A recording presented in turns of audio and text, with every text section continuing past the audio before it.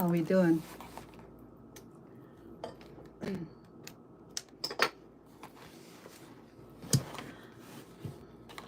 We need to talk. Okay, let me see if my check on my volume first, okay, and then we'll talk.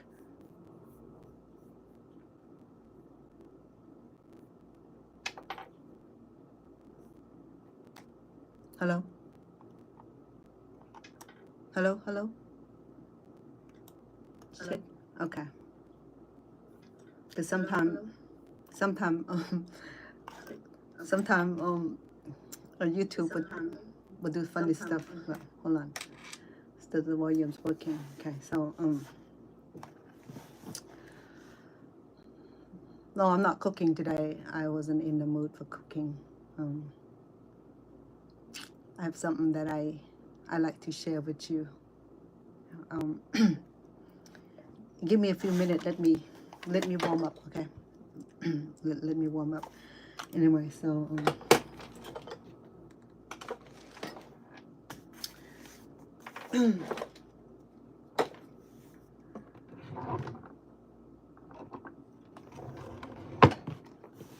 I thought I had my marker. Let me get my marker. Okay, I'll be back. Give me 1 second, please.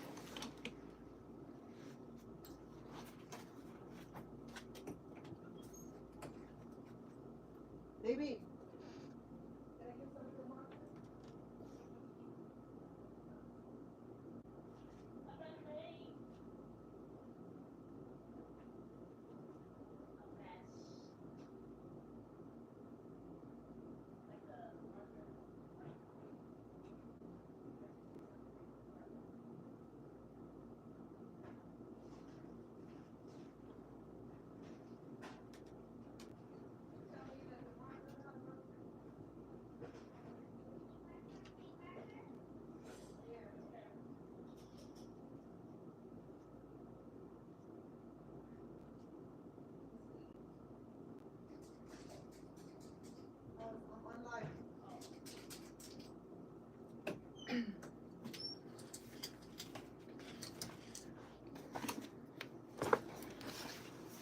So thank you for being on here. Okay, I have something that I like to share with you.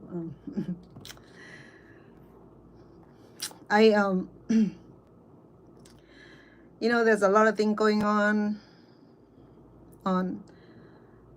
Thailand and Cambodia border. Majority of you know that I am from both countries. Okay, I was Thai descent and was born in Cambodia. So now that both countries are fighting, it didn't make me feel good. You know,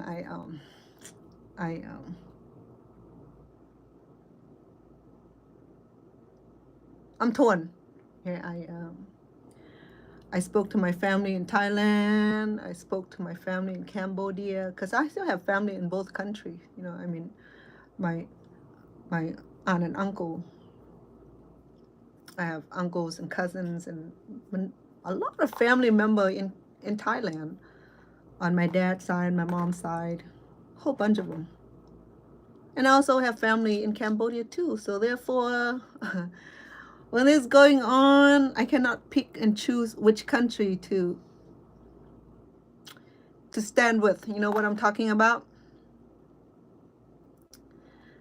So what I've been listening to a lot of news. You know, most of them are fake. Most of them are prefabricated. Some of them don't even do research. You know, we have some people coming here because they wanted to do a content. I understand that. It's fine. Charlotte, say hi to you too, sweetheart. So my issue is that if you don't have the right fact, you don't have the story, you don't have the history of, you don't have the fact, do not split rumors. Okay, do not make situation worse than it is.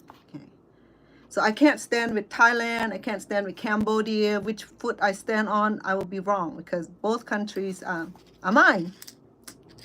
You know how that feelings, you know, like you when you have your mom, your dad, and then both of them separated, and they constantly fighting and constantly have a battles and end up with divorce or splitting or killing, something. So to me, I felt that way. I feel like the two countries are torn apart, and I'm trapped between those two countries, and and it has not been easy for me because I still have to deal with my families. So I wanted to say, yeah, I stand with Cambodia. I want to say, yeah, I want to stand with Thailand. I can't say neither. But what I'm on here is trying to perhaps talk to you and see what you feel about all this thing. How do you feel? What do you hear? What do you believe? We can go on here and talk about that. I like to hear your comment. I like to hear what do you hear so far? What do you believe? What the facts? What the virtues? What do you think really happened to both parties? To both parties accuse each other of committing or violation human right or violation human safety. Okay, let's go back to when. Go back to perhaps it started since 1907. That's a long time ago. Okay, this is during world French colonization. French take over Cambodia, part of Vietnam, part of Laos. So they control. Okay, so they control. So yeah, don't mind what I have up there. Okay, that was children gift. It's the gift. So so you know how the map go zone zigzag. There's no straight line map. Okay, there's no such thing as straight line map. Even in California, it doesn't have a straight line map. But there was like a little crooked, little nook, little something. Okay, it never have like a cookie cutter. Like in America, there's some cookie cutter state. Like 4 square. But the rest of that is like, like you a drunken person walking. So I believe that you have heard a lot of story how the map was divided and how French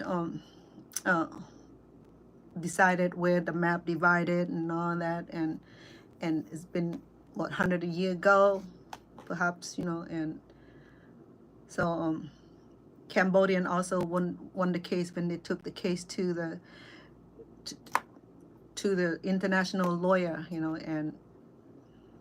and the land rewarded to them because literally legally it does belong to them. I mean, you look at the architecture, you look at all the symbolic, everything that represents Khmer. I mean, I'm Khmer, because I was born in Cambodia, so I'm consider myself Khmer. But how did it get to where I'm at right now? Let's go back to 1975, where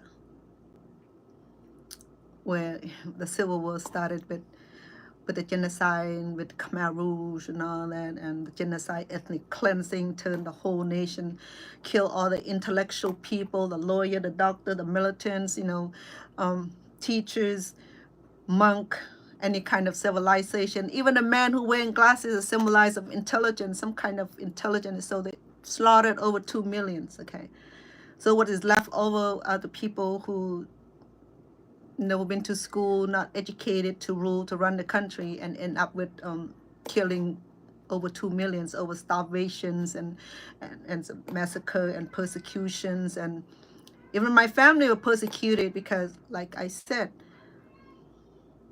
we migrate from Thailand. Okay, I don't know how history started, how my family even searching refuge in Cambodia. I told a story about my great grandpa who slaughtered a friend of his who was robbing them. So to to escape the persecution, they left the border. So they went to search and rescue refugees in Cambodia. So that's how I was born in Cambodia. My parents was born in Thailand. So when we came back after the Khmer Rouge, there was an issue. You know, they no longer, I mean, um, right away we got summoned to, I lived in outside the camp when we left Cambodia in 1974.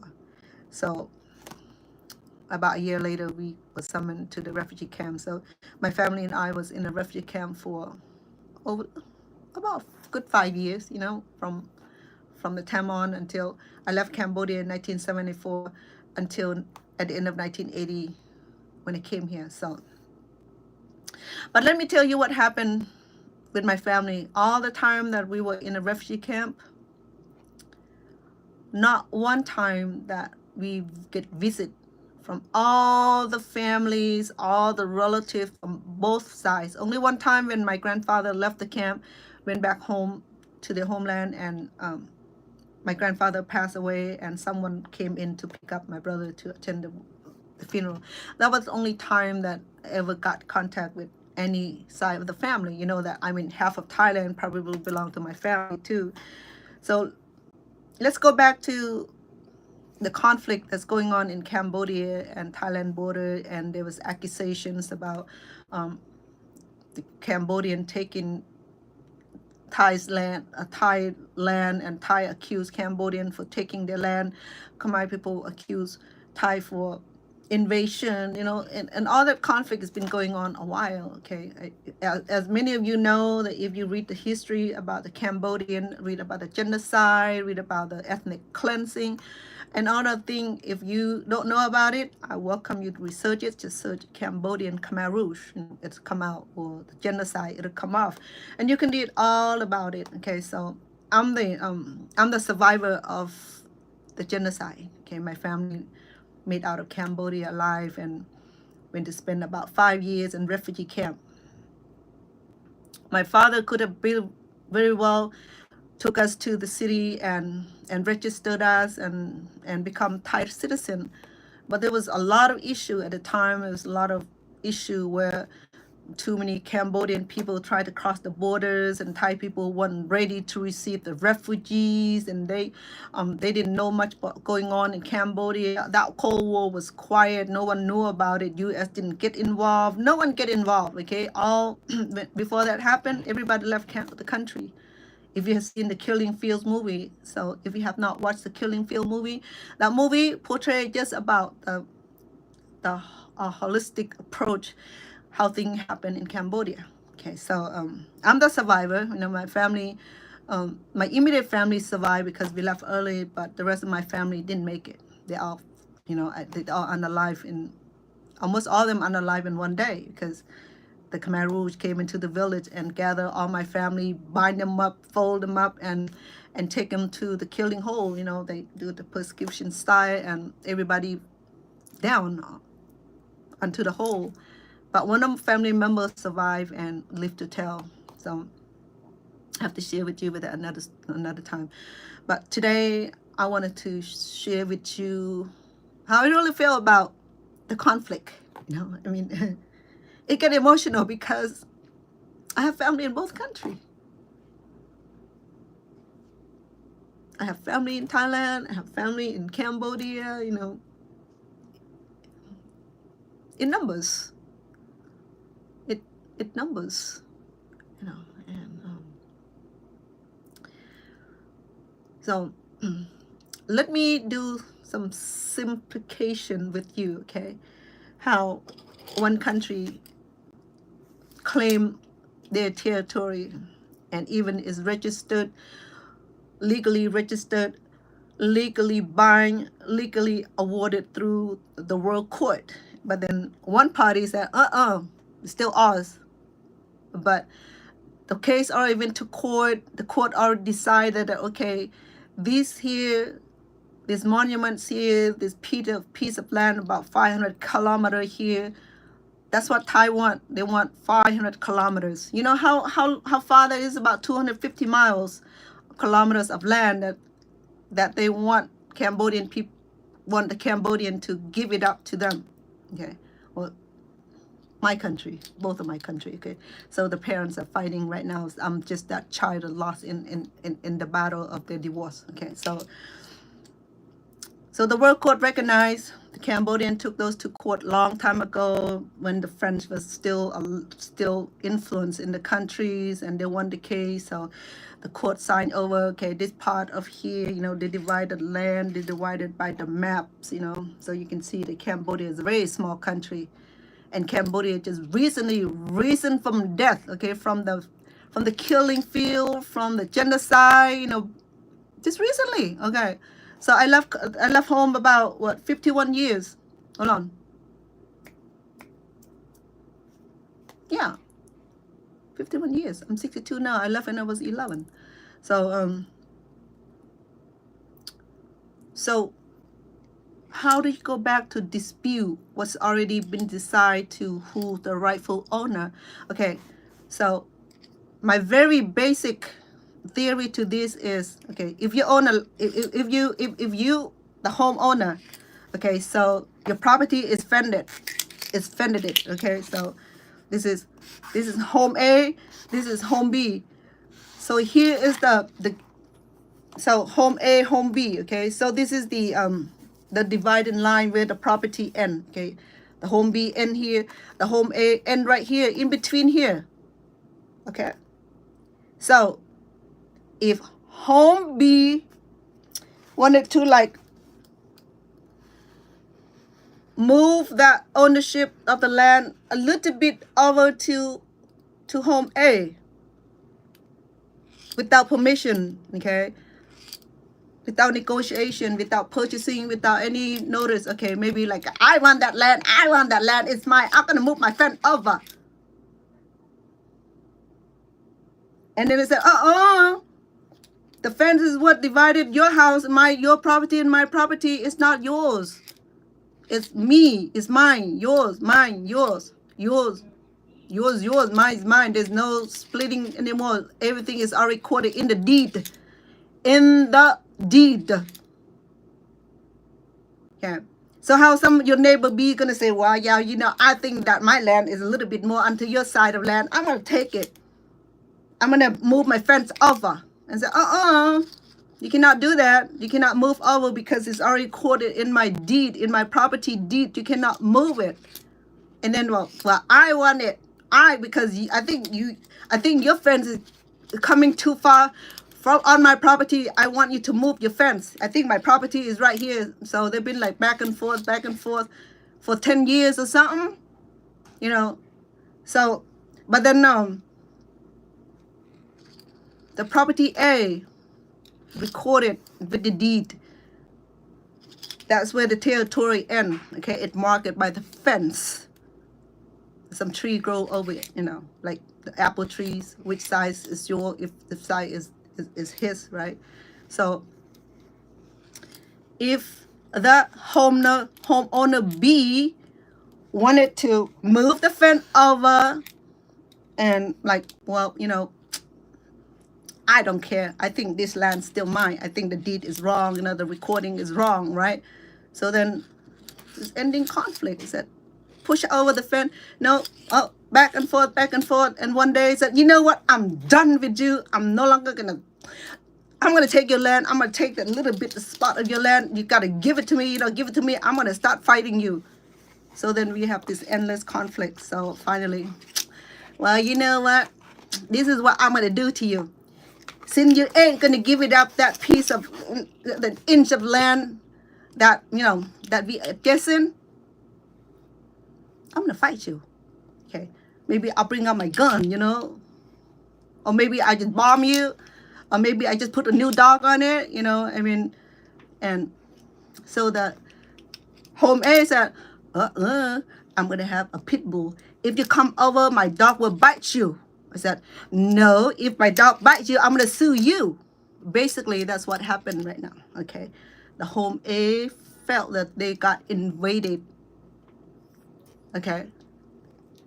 Their peace have been violated, okay? So the dog now see invaders, so started biting the invaders. So now he's saying, "Well, I got bit by your dog." So I told you already have a dog to come over to my property to me get bitten. Basically, that's what happened right now. Somebody had crossed over some neighbor yard and the dog got bitten, and then even you put the fence, when you put the barbed wire, you put the mine, you put the artilleries, whatever they're doing right now, the consequence is that when you cross over to someone's property, the owner have the right to defense. Okay, remember, I don't take side. I'm just trying to explain the theory how the thing actually are. You cannot change the history. You cannot go back and change the history, just like how U.S. won over or take over New Mexico or part of that California, Texas, that Mexican people claim that it was there, taking from them illegally or through war, through what it was. Now they want it back. So U.S. said, it's our country, it's our land, it's in the map, it's in the territory, we claim it, we have the deed to it. If you want it, you're going to have to cross the artillery. Whoever loses will have the possession of it, just like we did that from beginning of time. Remember how we got U.S.? Remember how we had the 13 colonies? Who we wanted from? How we acquired the 13th colony, how we acquired the Mexico, New Mexico, Texas, California, how they acquire land from the 13th colony, how they acquire land from Louisiana, purchase and all that. Okay, it have to be the transition. It have to be all that taking place before the country become an independent, democratic, Republican country or communist, wherever they decided what kind of government system they desire. Okay, so we have property A, property B. Okay, the A funded. Okay, everything bound by law, and B said, I think that that legal issue is not right. It's unjust. They didn't make the right decision. That's all. We build that temple, but then Cambodian the ancestor built Angkor Wat. And a lot of the monastery, a lot of the monuments symbolically, the same architect, the same format, okay? So there's a lot of artifact in Thailand too, because at one time they were fighting, they won over some land, won over some people, and for now there's about 1 million of Cambodian live in Thailand, live and work in Thailand. Now they're forced to evacuate back to the country. Same thing for Thailand. My friend just got back from Cambodia. She went to visit her family in Battambang, the near province that affected by this border contentions. So she was summoned by the U.S. embassy, say, hey, red flag, you report yourself to the airport or the embassy for immediate departure. So all the Americans are being removed unless they volunteer to stay in Cambodia or in Thailand. And I was talking to my family today. I was asking them if they had evacuated like the rest of the population in the region, in the affected or in the war zone area. So my family was like only about 300 yards from the border. Okay, when I visited with them, I went over and put 1 foot on Thai border, on 1 foot in Cambodian border. I think I have a picture of that, right? So I was having fun because here I am, between the two countries. So I asked them, are you gonna evacuate? Are you gonna leave your home? Said no, it's not affecting in this area. It's affected about 300 miles from here. We hardly hear the gunfight. We heard about on YouTube on people who constantly post something on there. So that's how we find out. And then they were telling me that because due to the conflict, both nations closed the borders. So in other words, they're not allowing anybody to go in and out. But recently, when Thailand demand Cambodia embassy to evacuate, same thing for Cambodia too. So now they all coming home. Now they want all the Cambodian who are working in Thailand. Same thing for Thai people who work in Cambodia or visiting Cambodia that need to leave, need to go back home. So this morning, I was talking to my family. It's their evening now. They said that, well, yesterday morning in their time, when the border opened, there's about 20,000 Cambodian people had coming home. So we said it was chaotic. It was mayhem. Too many people coming in through the border. It was like, it was a scene of the killing field where the Khmer Rouge come in and command everybody to leave their home and marching down the street and going into the refuge camp or the work camp. Okay, same. It was the same scene that I once walked that path. Okay, when we were driven our home, we left the same format. It was nothing that we can bring with us, only bag of clothes or maybe a little provisional.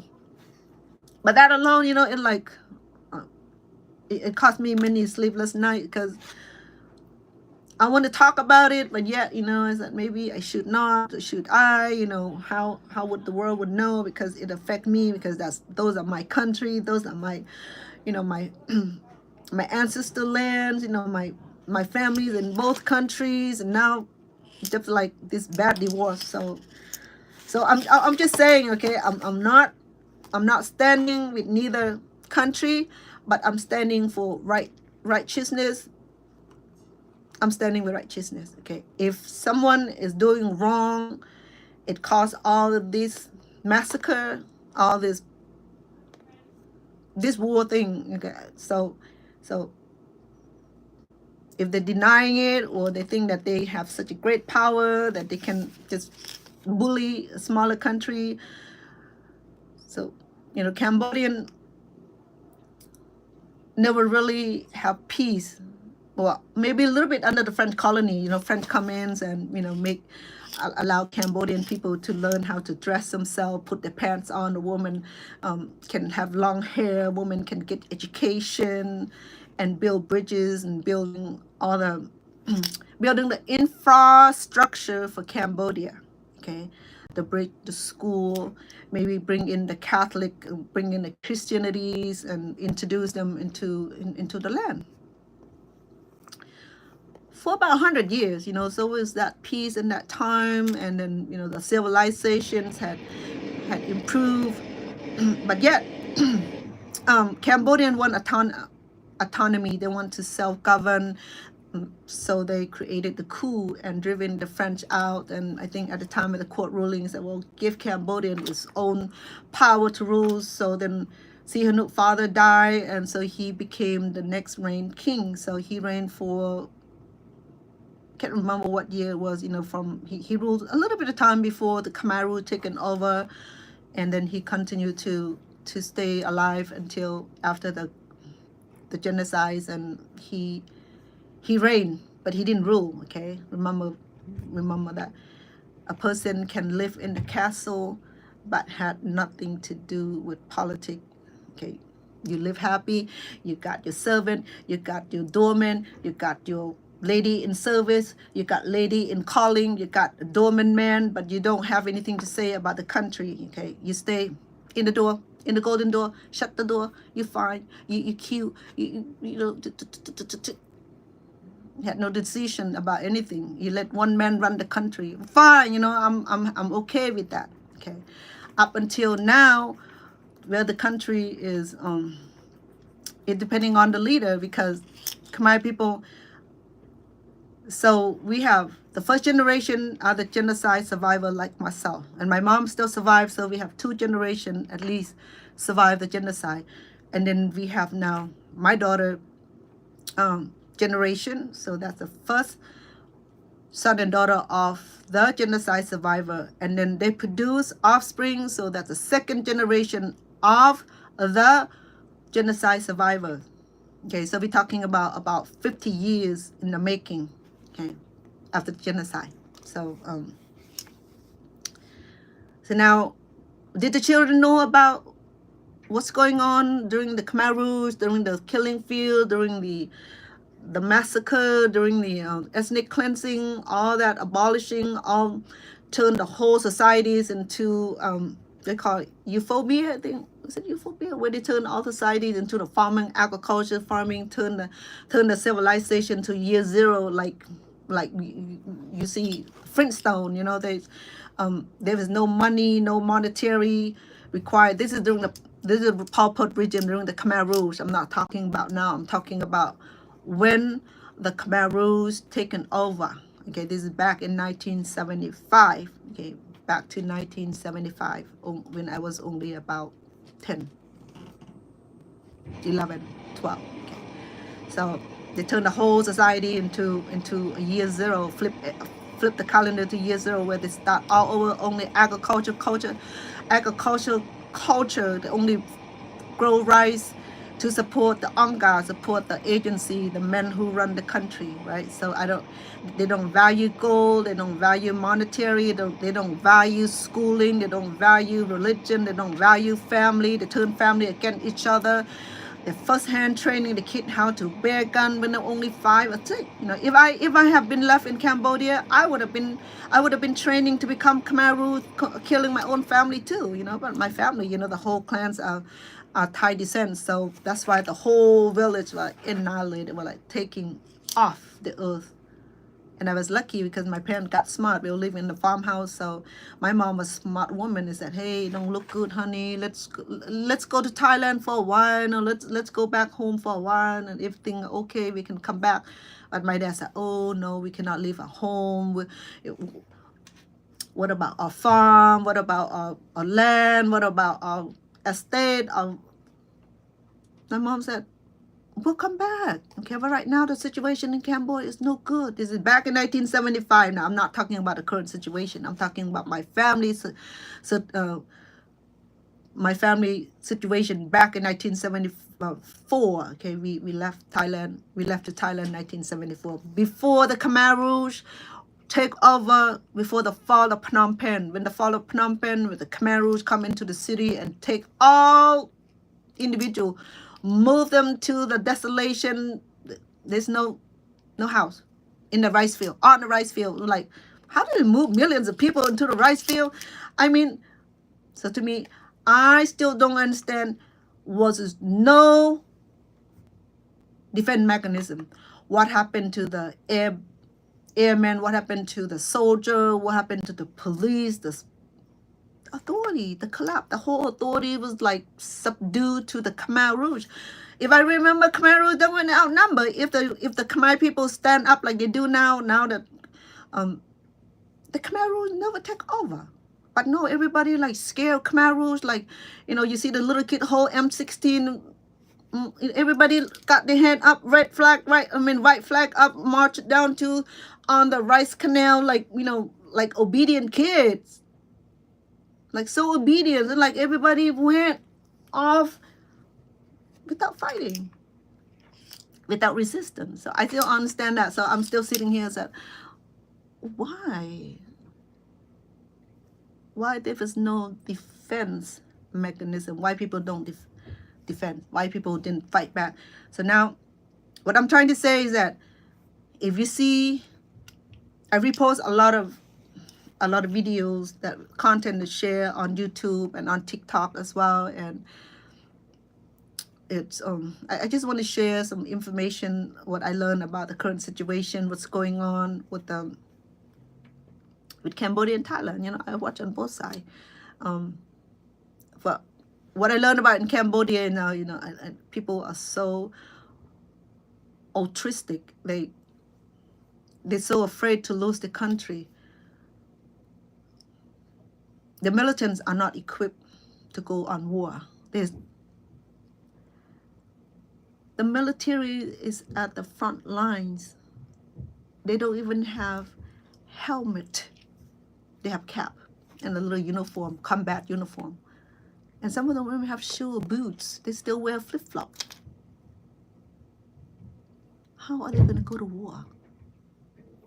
Explain that to me. Make that make sense, because I don't make sense. I don't understand it.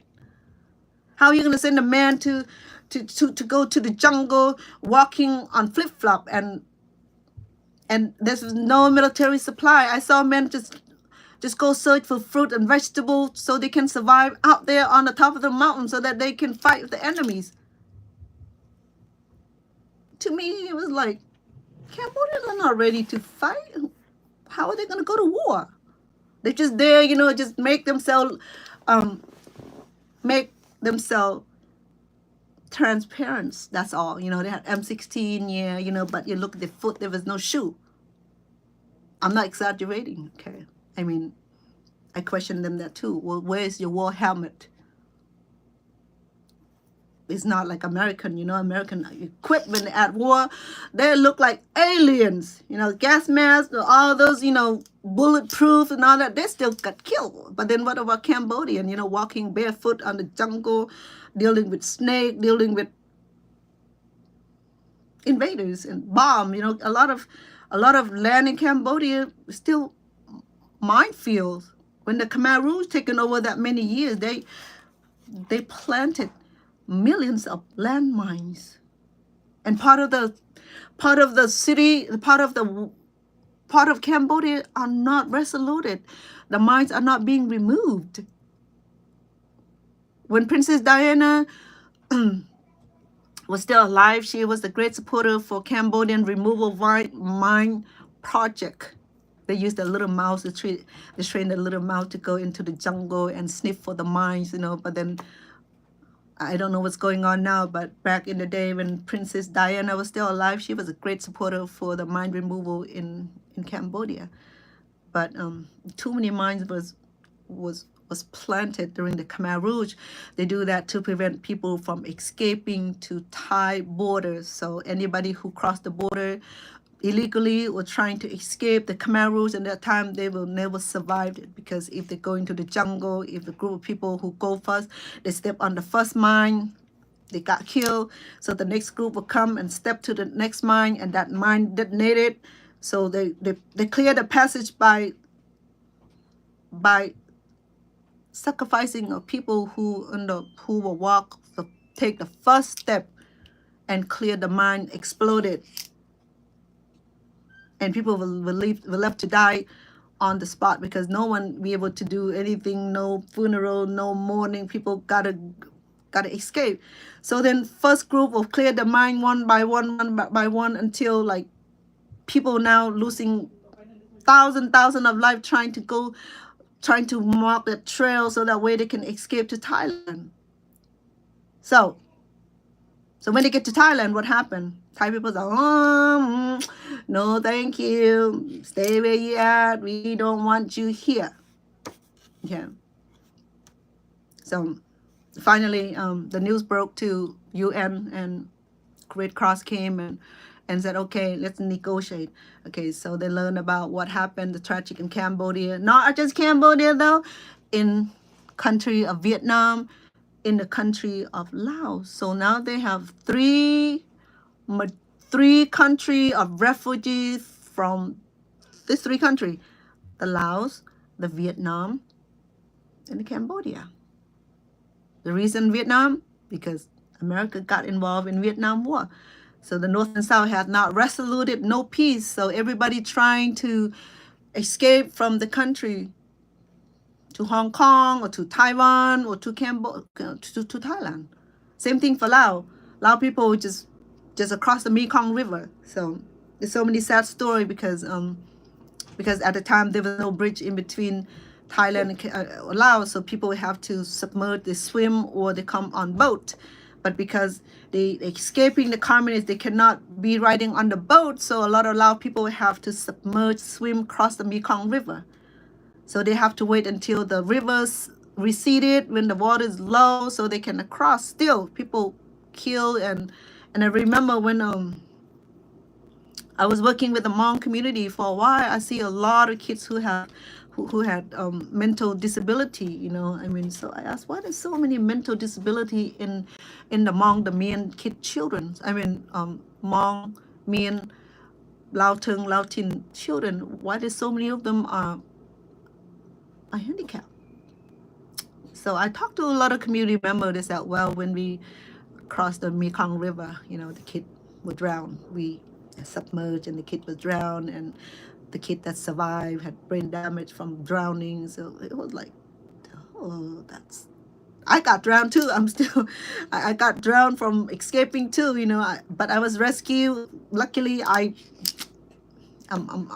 good, but it's still, but I'm still have that trauma from that drown. Okay, because I could have been unalive too.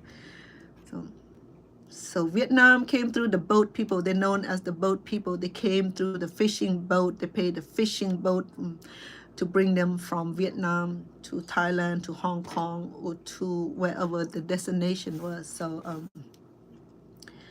then we have this influx of 3 countries of refugees coming to one home, which is Thailand. And Thai people are not equipped for this, okay? They know the conflict in Laos, they know conflicts in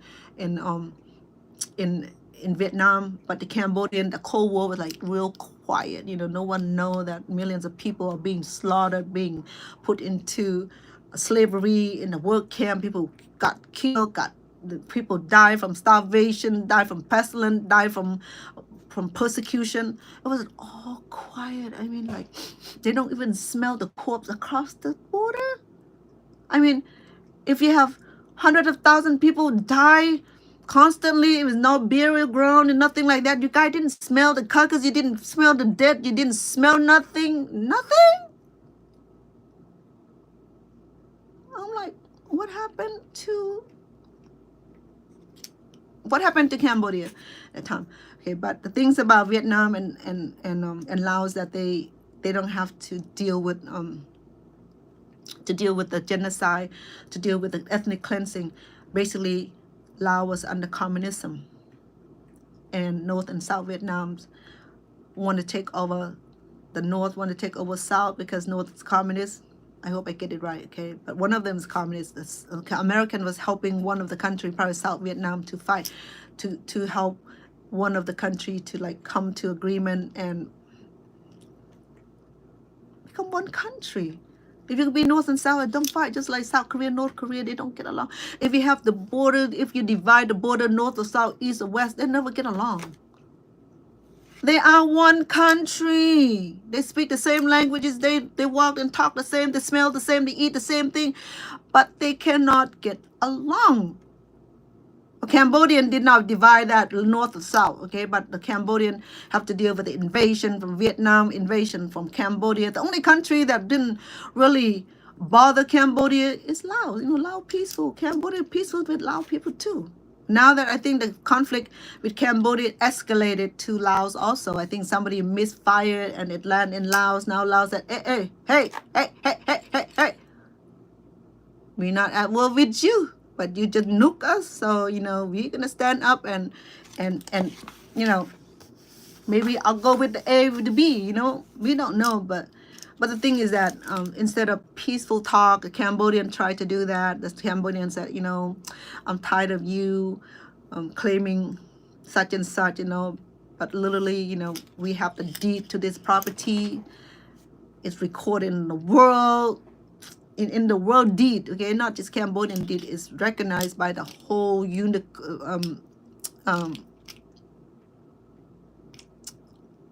by the world. So, especially those monuments, okay? If you visit Cambodia, you feel it, it belongs to the rightful owner. So, my situation with the both country, I'm torn. I'm just like, but again, I stand for justice. I stand for equality. I stand for righteousness, okay? If any one of my brother commit crimes or commit a wrong deed, I will feel some type of way too. I would not be standing with someone who's crooked, with someone who's constantly causing another person to feel threatened, to take away the liberty, to take away their livelihood, to kill, to charge, to steal, or to demand, If you want something, I know it's not going to be freely given because asking too much. Okay? So it hurt me in both ways. It's just like double sword. I just had a hard time dealing with that. Okay, so I wanted to shout out to Khmer people that I'm with you, you know, I love you guys. And I want to shout out to Thai people that I'm with Thailand, you know, shout out, you know. Can't do that because it's a double sword. Either way, I'm gonna get stabbed here anyway. So, but I stand for righteousness. I stand for what is right. If it's wrong, it's wrong. If it's right, it's right. There's no but if or when or where about it. Okay, I just want you to understand that. Okay, because if I don't, you don't see me stand with Cambodia. You know why? If you don't see me stand for Thailand, and you know why? I'm just choose to be right here. You know, I heard, I hear, I cry. I want to do GoFundMe Cambodia or GoFundMe Thailand. I don't know how to do that yet. You know, for me, I have nothing against Thai people or Cambodian people. Okay, what's going on between power struggle between the government is far deeper than we can comprehend. Okay, so I want your opinion on this. What should I do about it? Okay, should I go fund Cambodia, go fund Thailand? Yeah. How you feel about that? I was telling my friend yesterday, today, the one that just got back from Cambodia, on demand departure. She's got here safely. They send her home first on different flights, and then they send the luggage a day or two later. So they want American to evacuate before they shut down the airport. So I was telling my family, you know, if I tell my kid today and my friend today and even my sweetheart today that, you know, if anything I can do, you know, I can. If I don't have the more responsibility for my mom and other things that I need to be taken care of here, you know, I would love to go to Cambodia, perhaps, you know, volunteer work and stuff like that. I'll see what the UN will say, the Red Cross will say, you know, if they're open for volunteer. I might get deployed too. I speak both languages. I have no fear for Thailand. I have no fear for Cambodia. You know, if my life meant to be there, and I feel that I feel so hopeless here. I feel so helpless now. I feel so helpless sitting here. I can't do much. If I create some kind of go fund their country, if people donate it, then I have something to send home, so that way they can at least, you know, buy the professional to feed the refugees and maybe pay for the shelter, pay for the food, pay for the medical, pay for all the necessity, you know, because I know Cambodian people come together and donate. I saw a lot of millionaires who donate in millions. I mean, in 100,000, I'm 30, 45. Some of them even drain their account, so that way they can send the right provisional to the front lines military, the food, the aids. So and then when all this happening, because Cambodia, they purchases natural gas, electricity, and internet from Thailand. Okay, so Thai know that they had advantages over Cambodia. So to cut those resources, they will disable Cambodia. Okay, so when my friend first got there, she left on the 23rd of June. Okay, so she was there about a month. So she told me that she didn't tell me because I couldn't reach her, because she said when she got there, there was no electricity, there was no internet, so she couldn't call out. She didn't. I was worried about her too. You know, normally when you go to Cambodia, if she can't call me on, she just need home internet, and she can call me on the video call or Facebook call or even WhatsApp call. That's how we contact each other. But she was gone for about 2 weeks, and I got worried, you know. And then one day the phone rings and she called me. She didn't tell me any of this, but then before she left, I already told her that, sis, you know, that there's thing going on in Thailand. how do you feel? Oh no, bang. I'm not gonna be in that region. She did. She went to that region that they evacuated. She left there just before the firing, before the exchange fire. Okay, so she went to she left Battambang. She went to stay in Phnom Penh, which is about another 500, another what 800 mile from the affected area, from the red zone, from the war zone. So she didn't tell me any of that. So today, she told me a little bit more. I'm like, oh dang, that was. He said she was so scared because when she got the alert from the UN, USUN, and not yes, from U.S. Embassy, it said that all the U.S. citizens need to report to the airport for emergency departure, or U.S. Embassy in Cambodia for immediate departure. Now, like I said earlier, that both Cambodia and Thai embassy are all sending home. So there's no diplomatic relationship or diplomatic contact going on right now. All the Cambodian people who reside and work in Cambodia are forced to leave also. So that's why I was telling you guys earlier that about 20,000 of Cambodian crossed the border this morning. They only allow so many to cross each day. In fact, the mayhem was like beyond. It was the saddest scene. So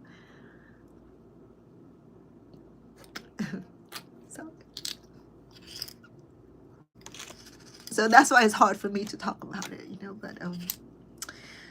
but like I said, I want to stand on one side, but then I can't, because I would get condemned on both countries. And I don't want to upset nobody, I don't want to upset anybody, either country. So I only can say that let's send prayer, let's send love, let's send some to Cambodia, let's send love and prayer to Thailand. I think that's what I think that's all we can do for now, until I don't know what UN gonna do.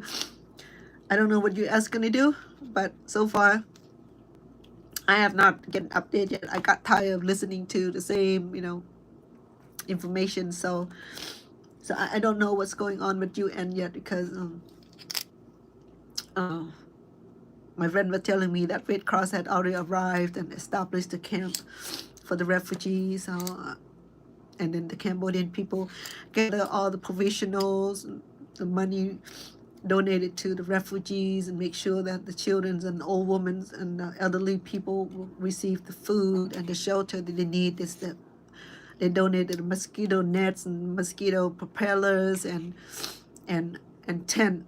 Whatever is available in Cambodia, it's a lot of donations also, but that's for the short-term solution.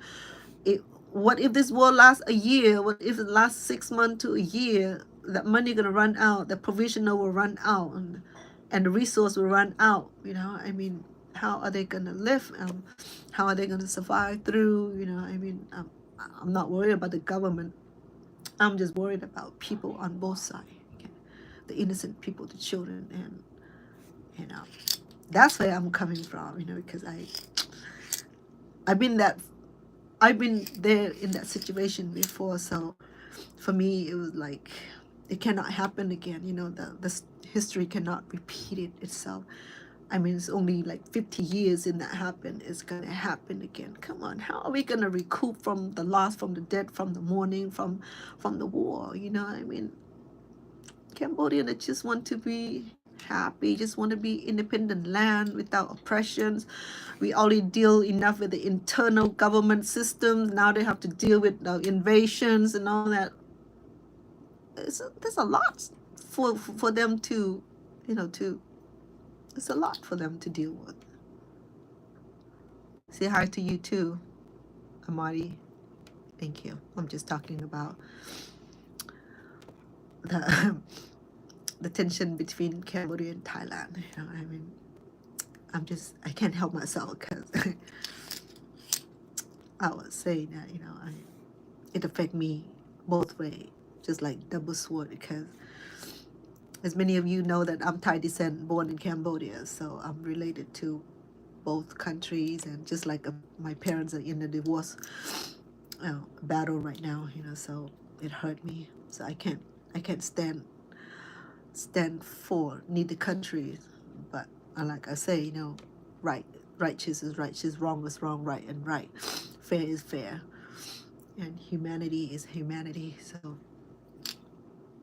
if your country is being invaded, you just like your private property owner, and you have a robber coming in with the guns, and oh, what do?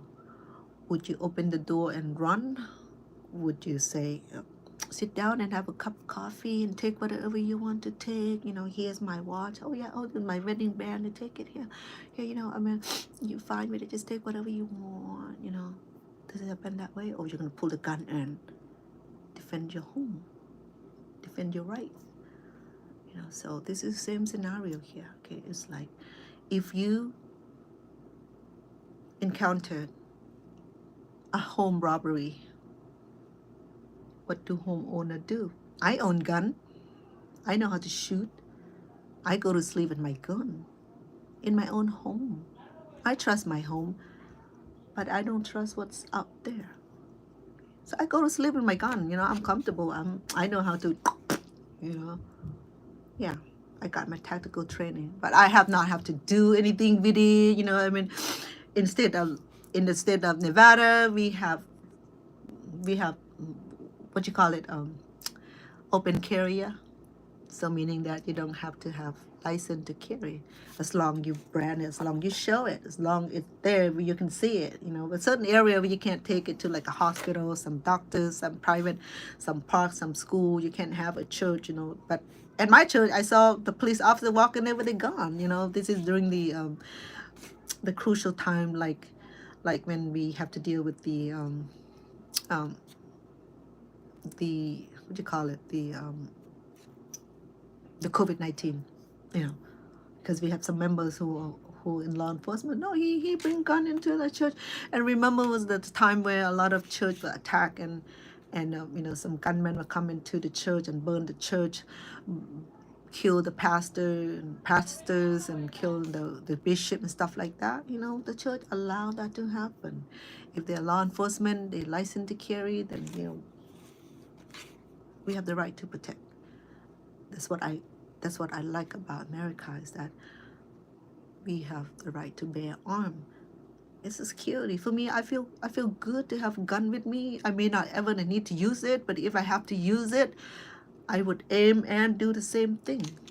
My friend, she's a retired policewoman. We just talk about it. We spend hours talking because I miss her. So she was gone to Cambodia for the whole month, visiting her family. But she got sent home early on emergency departure from Cambodia back to America because she had an American passport. And if any Cambodian want to leave Thailand, leave Cambodia now, you can't. You have to be a foreigner with passport or travel document in order to leave the country. If you're native of Cambodia, you cannot leave. They don't allow you to buy ticket or leave the country right now. You locked down. Okay.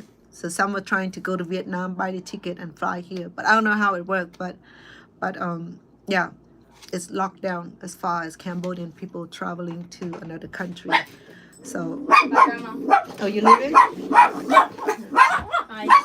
a safe trip. Okay, I'll miss you. I miss you too. I'll send some money with your mom later. So, Oh, it's okay. So you can enjoy, okay? Have a safe flight. I will miss you. Bye. Enjoy now, okay? Okay. Don't be crying. You keep being back. You're gonna be back. I'll be waiting for you. I'll cook you like your favorite meal, like rack of lamb. Remember that now. I'll be waiting for the rack of lamb. Okay, bye, Grandma. Love you. You too. Sorry about that. My grandson is leaving for England, so he belonged to the soccer team that was sponsored by this generous man, and he's going with his team. Not tournament, it's just a nice vacation for rewarding these kids for their good behavior, for their good performance, and they did good on their soccer teams, and they are part of Las Vegas minor team or something like that. I supposed to know a little bit about my grandson, but I did not. So the so he's leaving today from Las Vegas to London. So he can have a great time over there. At least we speak the same language, right? And at least he's with his he gonna be properly supervisions. And sorry, it's my kids and grandkids group chat. So sorry about that. But so I'm gonna miss him. He's gonna be gone until in the middle of the month of next month. So my grandson, he loved the rack of lamb. None of us in the family like lamb meat, okay, especially me. I can cook for you, but I'm not sampling it. I just don't like that smell. Even I put like a pounds of lemongrass or pounds of garlic or whatever it is, the smell is still like prominent. It's just something that I'm not acquainted with. I'm not used to it. Okay, do not blame me. Do not think that I'm being crazy and things like that, because in Cambodia we don't have lamb meat. Okay, so it's not like in other country, in other culture where lamb meat is their main kind of meat. So they're used to it, you know. But I'm not used to it, so it doesn't mean that I'm stuck or anything like that, you know. I grew up with frogs and mice and all that, but I don't eat them. You know, at the time there was no need to eat anything but fish. Yeah, I grew up on eating fish, vegetable, and rice. That was the three main staple: rice, vegetable, and fish. We eat eggs on occasion because the egg for hatching, and then I see ducks and chicken run all over the village, but no one slaughtered until the wedding. Did I tell you guys? Anyway, let me clear my mind on the Cambodian and Thai border not distribution, dispute. Distribution is when you're giving something out for free, right? So anyway, so I'm saying that I'm sad. Okay, so I get a little emotional. I'm sorry about that. I was gonna cook today. I still have my food laid out, and I was gonna cook earlier, but then, you know, I couldn't hold my emotion. Actually, you know, um, I get emotional easily. You know, I mean, I'm a strong person, but inside of me, like, it's just like, you know, it's hard to explain it. You know, I mean, have it there. You know, you feel it. You have that emotion, overwhelmed feelings, and it's just some of the things that I have to deal with. You know, but I would love to invite you to prayer, whether you pray to Elohim, the high God in heaven, or you pray to your Buddhist God, or you pray to your Muslim God, you pray to your Confucian God, whatever form of God. I invite you to pray for Thailand, Cambodia, pray for peace, pray for safety, pray for protection, you know, pray for the well-being, you know, because Thailand hasn't gone through war since late 1800s, when they won the war over the Burmese and Laos. You know, I mean, they crashed from the beginning of the time before Thailand become independent country, before they earned the names of being Thai. Thai means freedom. Okay, remember, I read in both languages. I read Thai and Cambodia. So another thing too, because when Thai people claim that Khao Pravihan mean the mountains of bravery here, you know, or the bravery here. And it's something that I need to share with you also. Bravery here, it's just a soft vowel or long vowel, or soft or short vowel. Okay, in Cambodia we call bravery here. In Thailand we call Pravihan. Prasad, we use the same word. Prasad is Thai, mean the monastery or the monument. Okay, Prasad is in Cambodian. Prasad Prihvihir. Prih is the God. Okay, Vihir is probably the name of the God. Okay, so same thing Thailand เขาพระวิหาร so it's just okay but the mountain the mon okay remember this okay the word mon means chicken in Cambodian so called tamon tui tamon tom meaning the big monastery or the small monastery so that's my book so so the monuments are written in Khmer language okay they had a names because they have record in the deed so ta mean grandpa so Thai call ta too okay this is Cambodian right here ta ta okay same thing for Thailand too Thai call ta too okay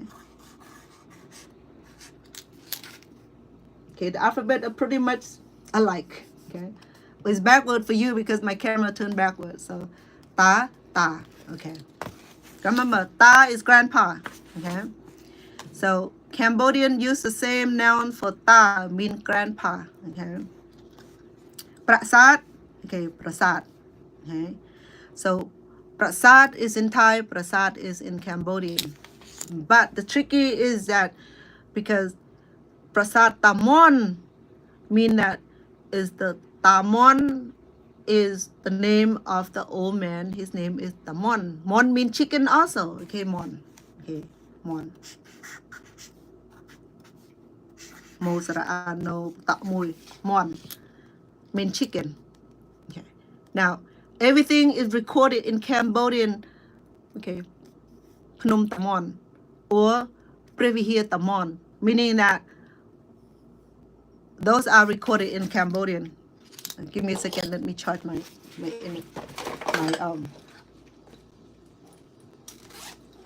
iPad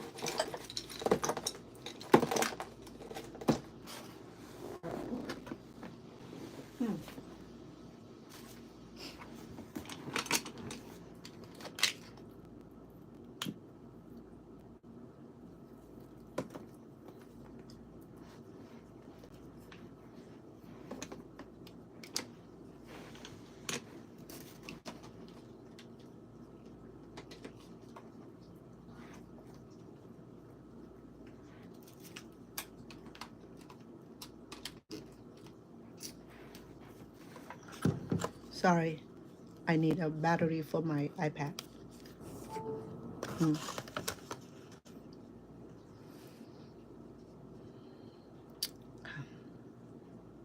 sorry about that I think I gone too long anyway so everything is named in Khmer alphabet okay given by the title the deed of the country of the land that belong to the owner with the deed with the descriptive in the language the name after the man who named after you know Phnom Tamon or Previhir Tamon what have you Phnom Tamon remember mon is chicken but Thai didn't say that Phnom Kai or Khao Kai you know I didn't hear that in Thai terminology I only hear in Cambodian name which is Phnom Tamon Thai people repeated that too Phnom Tamon Phnom is mountain Tamon is the guy that named after we call him Tamon we call him the grandpa chicken okay so that's why when I put all this together I was like it don't make sense to me help me understand make it make sense because it does not make sense to me that's all I'm gonna say anyway so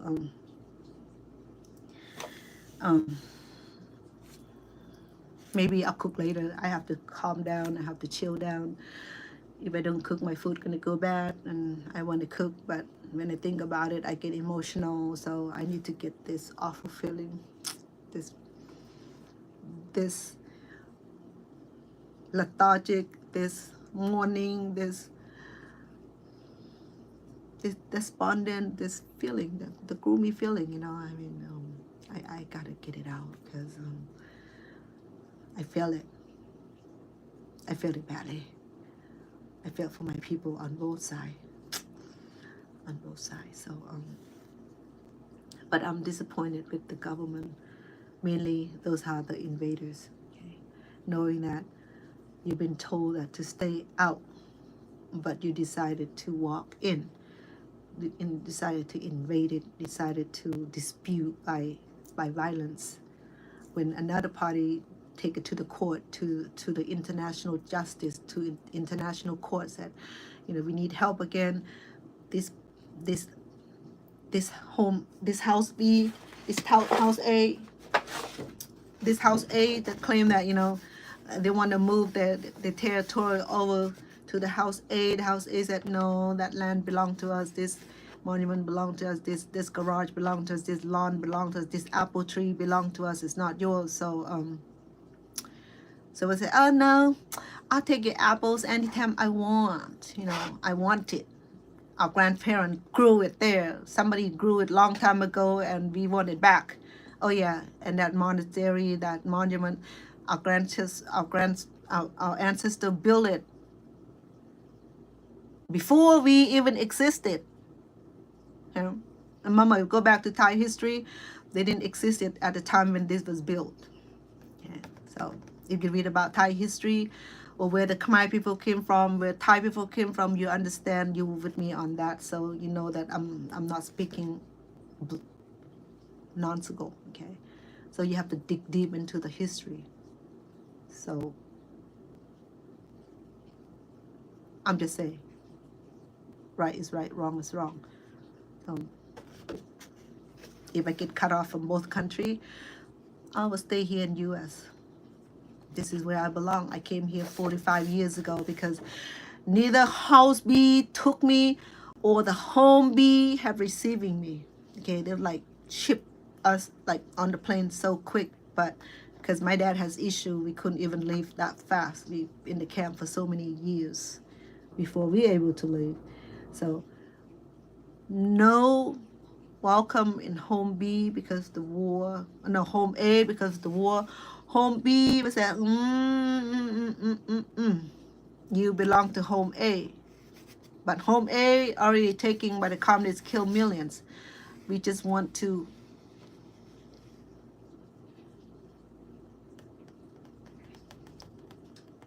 be safe. And go back to Phnom Dong Rai. This is where Bravery here monument setting at. Okay, so Phnom Dong Rai is the mountain Dong Rai. Dong Rai is the yoke. Okay, it's a yoke. Dong Rai is the yoke. So I don't know how it got the Phnom Dong Rai. Okay, so anyway, so I can't remember exact year because we were in the refugee camp. I had no news from Cambodia, no news from family. Don't hear anything save for in line to get a little food, from the Thai government. And I know that Thai government opened the camp and taking care of refugees are not free. There was expensive price to come with that. I know that the World Relief and UN pay a great price for keeping the refugee in Thailand. It's not free. I don't think it was free. I don't think it was done out of kindness. I don't think it was done out of humanitarian. But they did participate in the humanitarian by allow the refugee from Cambodia, from Thailand, from Laos, and from Vietnam to be in the refugee camp for the time until they get transported to another country, until they got accepted into another country and asylum in another country. So they keep them for that long until 1996 when Thai said, okay, we're gonna close every camp. So whoever did not get sent to another country would get sent back home. So repatriations taking place in 1986 forward. So all the refugees, especially the Hmong people and the Lao people, that they cannot get sent back because this communist, but people get sent back to Cambodia. But I can't remember exactly the time where there was a large influx of Khmer people. The Cambodian people are known as the Khmer people. We call ourselves Khmer. Okay. The Thai call us Khmer with the N. Remember, it didn't end with the N, it ended with the R. Khmer, not Khmer. No, Khmer, not Khmer. But, you know, I mean, each nation calls us differently. The French call us Cambodia, Cambodia, and then Westerner call us Cambodia. So when we call ourselves Khmer, so, huh? Where? Even I'm Cambodian, but I speak Khmer. So what is Khmer? Because as interpreters, you know, I know what Khmer is, right? When people request for Cambodian, and then they go look for the Cambodian language, there's no Cambodian language. Is that was no Cambodian language? It's not existed. Is that no Cambodian language is Khmer? Oh, how do you get called Khmer? Because that is what we are. We are the Khmer people. We speak Khmer. We don't speak Cambodian. We speak Khmer. Cambodian is the name that you guys gave it to us. I don't know why, but probably named after the French because the French call us Cambodia or Cambodia. But anyway, so let's go back to the wave of the large influx of Southeast of the Khmer people that came during the liberations of the Khmer Rouge, not liberation, when the Vietnamese came to liberate the Khmer Rouge, and I don't know what happened. I can't remember the exact story, but the Vietnamese, bunch of Vietnamese soldiers find out what's going on in Cambodia, so they came and started fighting with the Khmer Rouge. So Khmer Rouge was so bombarded fighting Vietnamese with the Vietnamese soldiers army. So allow the Khmer people who can escape. So at the time when the Vietnamese they didn't call invasion. They said they came in as the rescuer. Okay, so they came in to liberate. Say the word is liberation, meaning that they came in a time where the Cambodian need to be liberated from the hand of the Khmer Rouge. So at the time when the Khmer Rouge are busy fighting with Vietnam, defend Vietnam's, not defend, fighting with the Vietnamese army. So the Cambodian flees. So there was a lot influx of Khmer Rouge. Some of the Khmer Rouge too. You know, Khmer Rouge, they escaped too because they no longer want to be under the oppression of the other Khmer Rouge too. You know, so everybody fled and walk on the same path that was clear by the original mine exploders. So as they advance further, they able to clear that, you know, that like a little cubicle where you have to land your foot on the exact mark. Okay, so this foot mark from one step further. If you miss the foot mark, if you fall over, then you'll be landing on the mine. So that's how many mines in Cambodia. Okay, so like every step. I'm not joking because I work in the community. I work with a lot of genocide victims. I'm a genocide survivor, but I have worked with some people who have walked through that minefield, that lost their family members, lost their community members, just trying to cross to Thai border. So when they get to the Thai border, Thai said, "Oh no, too many Cambodian. We cannot. We don't have a place for you. We don't know no camp for you."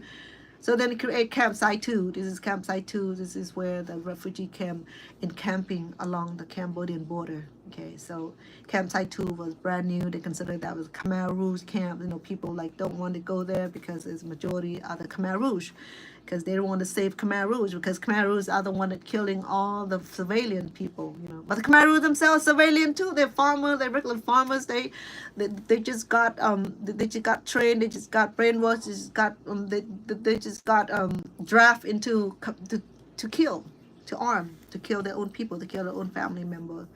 So Thai people said, "Oh no, too many." So what Thai people did in humanitarian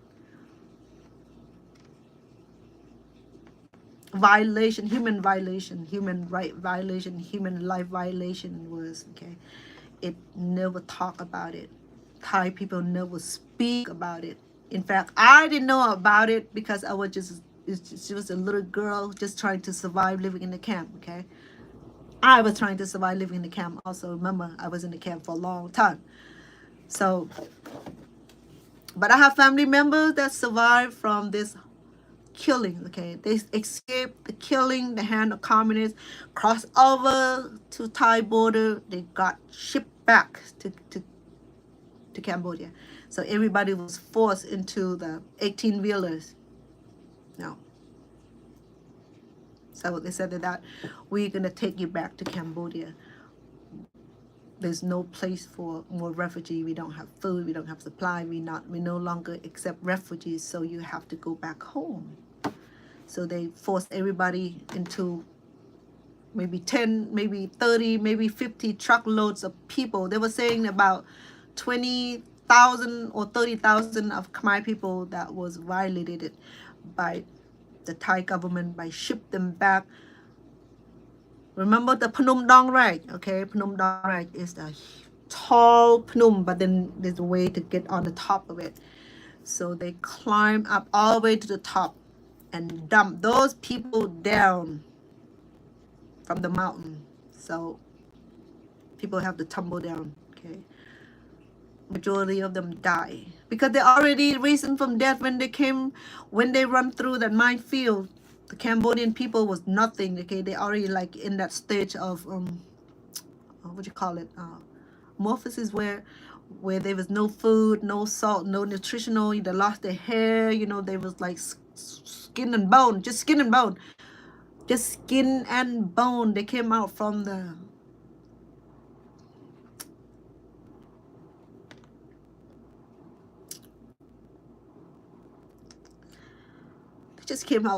killing field.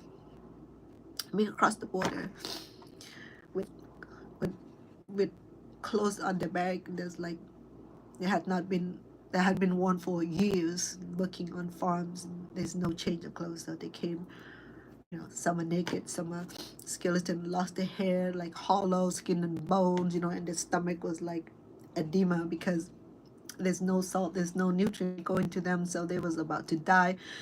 So then they came to the camp and they want to cross over the chance of living, you know, chance of being saved. And then Thai government, I mean, no, you guys, I don't know what happened to the Red Cross at this time. Okay, I mean, there's a camp establishment, but then there's volunteer, the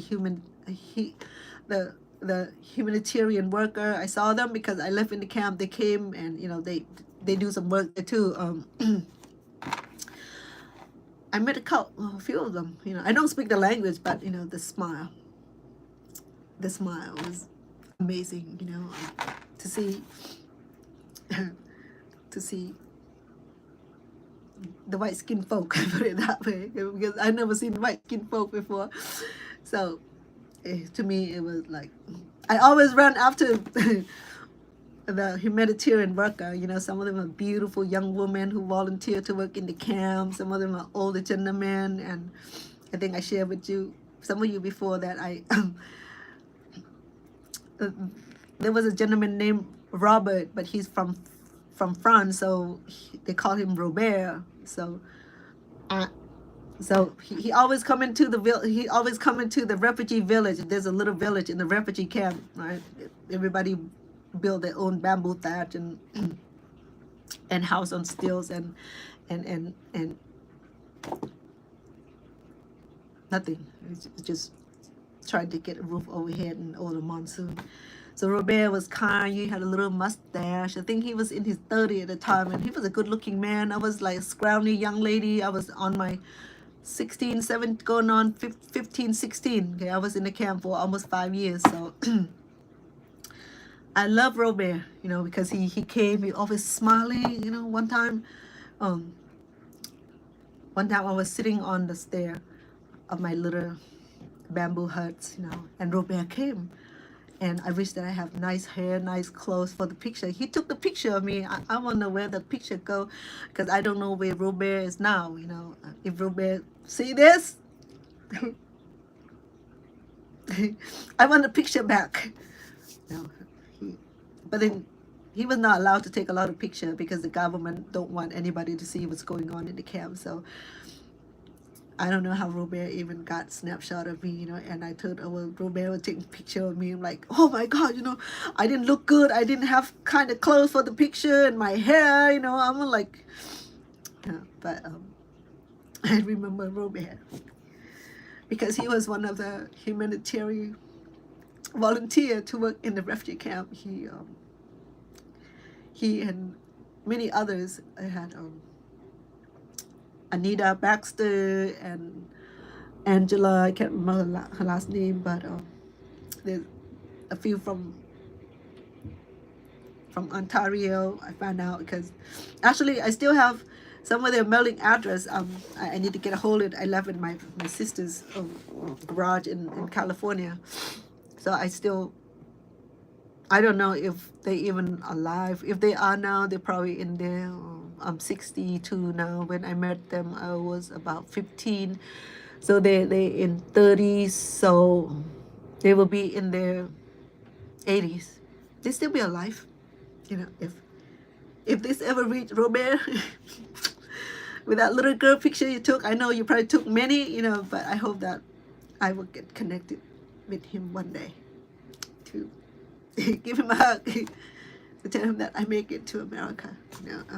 We can't talk because I don't speak French or American or English at the time. So, but it was just that smile, that humanitarian smile, with that like the loving, the caring, that Christ-like smile. What I mean, he's always smiling. That he got his mustache going. I tried to search for him. I tried to look at his picture. I saw one picture in Khao Ai Dang that looked like him. I'm not sure. I'm not sure because I remember him that he had dark mustache.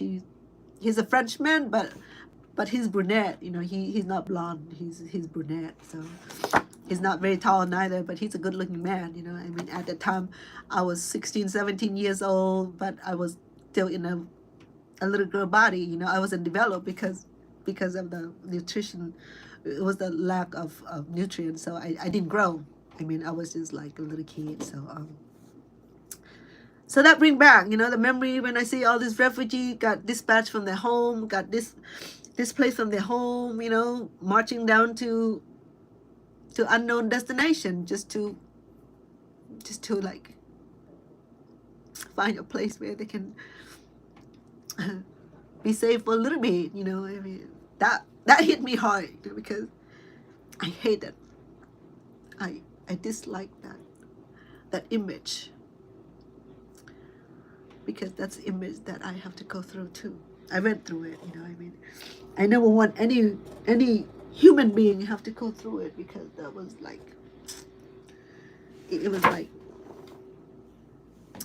was like very bad. I mean, I never want anybody to have to go through what we have to go through, but now I see the history repeated, so I'm like, I'm looking for my handkerchief, because I have two of them. I was wiping my my snort earlier. I've been under the weather, hearing all this news. It took my spirit away. It took my smile away. Put it that way. So it took my smile away, because I feel so helpless over here.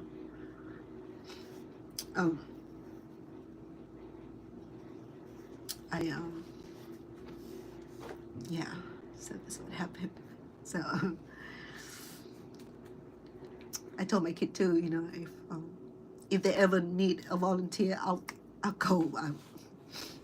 I'll find a place for someone to take care of my mom and my dog, my cat, and I'll jump on the plane and I'll go.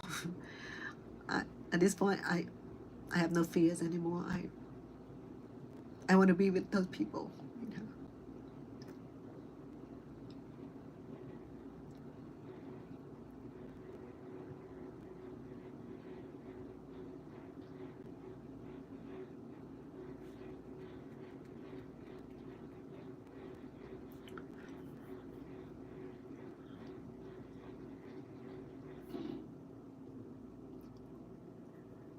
That's why I don't want to come out here because I will look ridiculous right now. But like I said, I'm standing in between the two parents that are going through the divorce, the ugly divorce. So I'm trying not to like get overwhelmed with it, But yeah, let me get it out of my chest and see how I feel next. If I want to come back and cook later. I mean, my recipe is waiting. I got a few things getting ready to go, and I'm like, oh, I don't feel like cooking. Yeah, and my grandson's living overseas too. That's another. So I know that he'll enjoy himself. I have to think positive and be positive about everything. I know that's not my problem. Cambodia is not my problem. Thailand is not my problem. But it's never anybody's problems. It's always the victims of the criminal activities and the violations of human rights and safety and the livelihood, the taking their land. They have to leave their homes and their lands, and that's awful feelings. I know that most of you never gone through it. You don't know how it's like. You don't know how it's like to be refugees. You don't know how it's like not to have a home. You don't know how it's like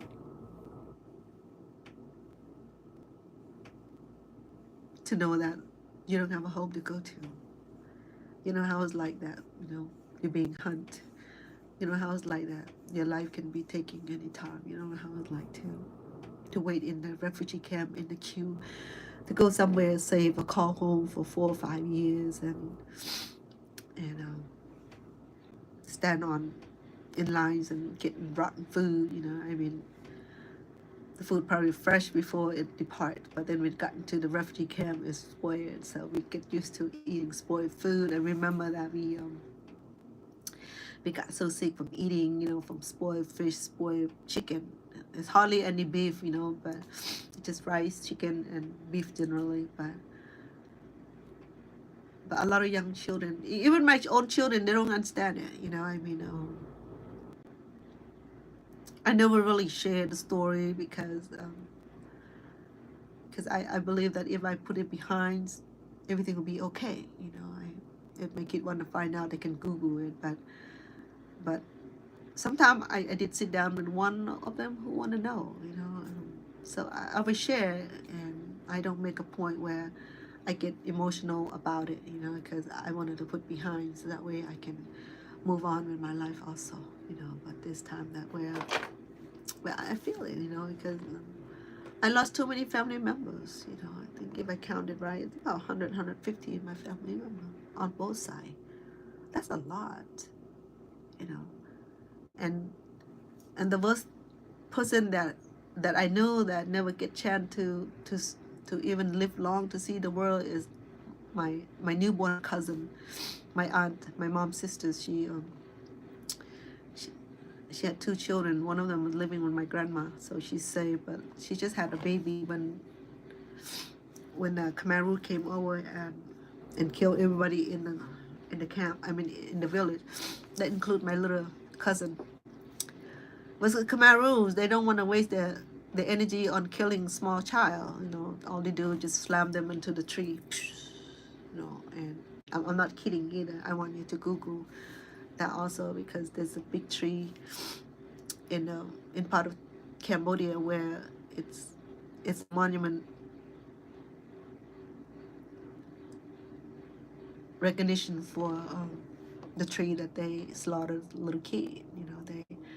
They took a little kid from the mama and then smashed them onto the trees and throw them down to the ground and let them rot into decay. So my little cousin was the same way. They raided into the village, took all my family, bind them up and fold them up and march them down to the killing fields and kill them all. But my uncle survived though, the uncle of the little baby. So the reason I found out because I I had a calling in church to do family history, the genealogy. So I developed the family history from my family. So I was talking to my mom and gather information on both sides of family, and then working on my aunt and how they were persecuted in Cambodia and this with the baby. I remember that she had a baby, so I said, Mom, so what happened to auntie daughter who was born on this day? They said, oh, well, you can talk to your uncle. So I called my uncle up. I said, Uncle, I need some clarification. Look, that your sister-in-law who just had the baby, because all of them died, the husband, the baby, and my aunt all killed. So he was telling me about how they killed the little baby. I'm like, oh, I was having a hard time at the time too. And when I found out how they killed my little cousin, it was just smash them on the trees, or maybe sometimes they just throw them in the mid-air and then just drop them, and leave them to die, and take them from their mom and just be rid of them like that, unalive them like that. So I was having issue with dealing with the emotion, learning about the loss of my family, because when I was young, when I left Cambodia, I didn't have much information about my family, how many were killed in Cambodia, and so I developed like a family history, So I traced back to as far as my great-grandparents, great-great-great-great-grandparents, and where they came from. So I traced back with my mom memory. My mom had photographic memory, so she was able to give me details and when about and how it about. So I recorded and I put into a family tree. So I got a calling from the church and through church, and I was as family historians or genealogists. So genealogists the one that help take care of the family trees and recording of the family event and family birth and death and all that, marriage and all that. So I started my own family, and I work with the branch and help some of those members who don't speak the language, and I will develop a system where I can help them log on and create the online account, and able to go and add information, help them gather information, same thing that I gather mine. So then that's how I learn about my family more so. I'm sorry, I forgot that the laundromat is on.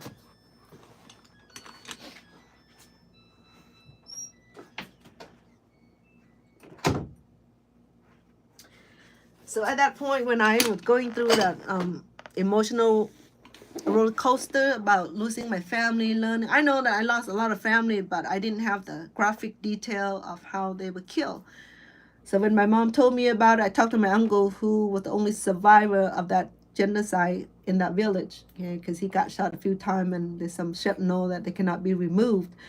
So when he made across the border, Thai people make the emergency departure. So he came to America as quick, because that need to be taken care of. But they come to find out that shrapnel, that's some area that cannot be removed. So my uncle's still alive now. He still have shrapnels remain inside his body. So I talked to him, and he gave me the graphic detail of how the family was persecuted, and like I was going through that emotional roller coaster. What made it worse for me was that to find out who was the person who responsible for ordering for the persecution of my family, the whole village. And then his sister was the member of the church too. He's not a member, but the sister is the member. So when I traced back to it, I said, oh, what?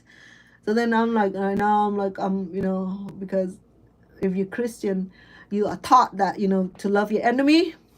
Man, it was hard to love your enemy, like, and I know where the man is, I know who he is, and I went to high school with him, with his son, and I'm sitting at the church pew with his sister every Sunday. So it was like, how do I deal with this? And then